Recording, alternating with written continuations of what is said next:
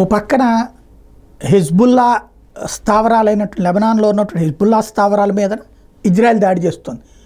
ఆ పక్కనే ఉన్నటువంటి యెమెన్లోని హౌతీ స్థావరాల మీద అమెరికా దాడులు చేస్తుంది. పాలస్తీనాలోని గాజా స్థావరాల మీద మరొక వైపున ఇజ్రాయెల్ దాడులు చేస్తుంది. ఇప్పుడు కొత్త సమస్య లేదా కొత్త యుద్ధానికి కూడా తెరతీస్తోంది సిరియా. ఈ యుద్ధంలో ఇస్లామిక్ రెసిస్టెన్స్ ఫోర్స్ లేదా ఇస్లామిక్ జిహాదిస్ట్ ఫోర్స్ అనేది సిరియా నుండి నడుస్తున్నాయి.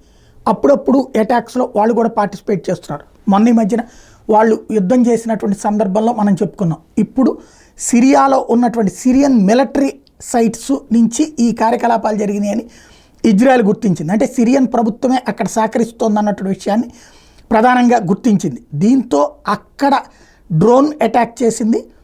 ఒక అధికారి ఎవరైతే హెజ్బుల్లాకి లెబనాన్లో ఉన్నటువంటి హెజ్బుల్లాకి సహకరిస్తున్నటువంటి సిరియన్ మిలిటరీ అధికారికి సంబంధించినటువంటి భవనాన్ని పేల్చేసింది. అక్కడ ఉన్నటువంటి ఆ మిలిటరీ అధికారిని చంపేసింది. తద్వారా సిరియా ఇప్పుడు యుద్ధంలోకి దిగుతుందా లేకపోతే ఒక అధికారి వరకే కదా అని ఆగుతుందా చూడాలి.